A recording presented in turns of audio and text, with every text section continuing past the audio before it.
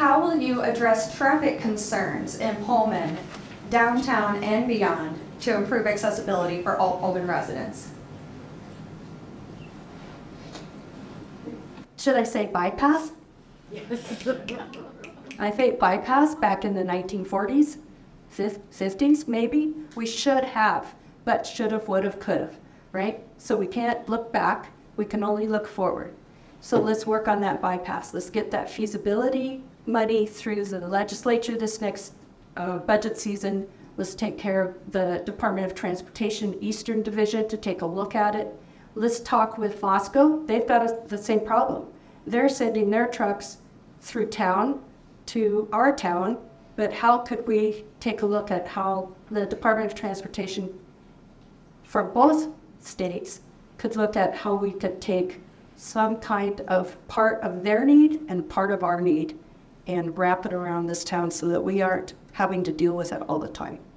Now, we are at critical mass right now. You can see it since our transit system no longer takes trippers to the middle school and the high school, and now it takes those kids an hour to get to school from one hill or the other.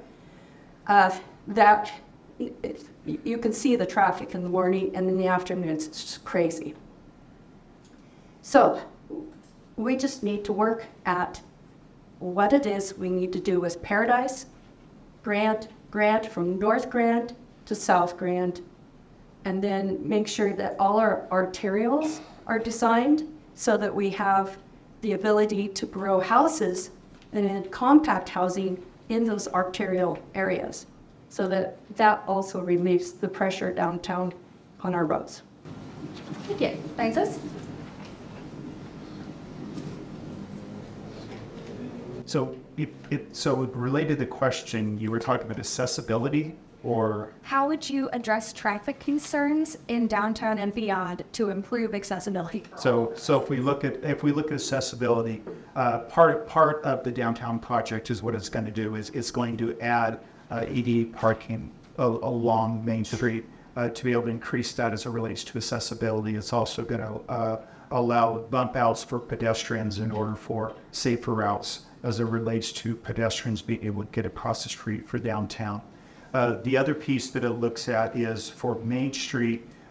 If we look at our traffic signaling, currently our traffic signaling, we tweaked it as much as we can to improve efficiency, but there's an upgrade that we'll be doing as part of the downtown project, at least if it comes in with the bid, to be able to increase the timing along Main, and then we want to work on doing the same thing for Grand. So to increase the efficiency that way. So that's part of the pieces that's being looked on as it relates to efficiency. Now, can we really solve the issue without either one, adding a bypass, or two, and then maybe one and two, additional north-south roads to go through town?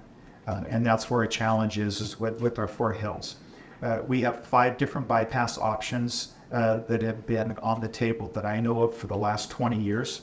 The ones that I feel that have the best solution right now is the San Kirkendall one, which is a truck bypass that we at least get the truck traffic off on the south end of town.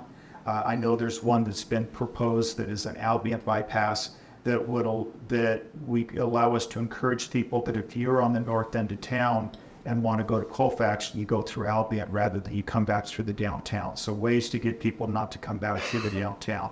The other bypasses, the Department of Transportation has basically said there's no funding for it.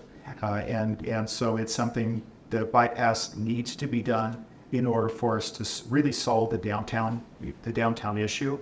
But it's going to be $100 million plus is what the project is going to cost us, and that's going to take some working with the legislature and the federal government in order to find that funding, because we don't have that personally.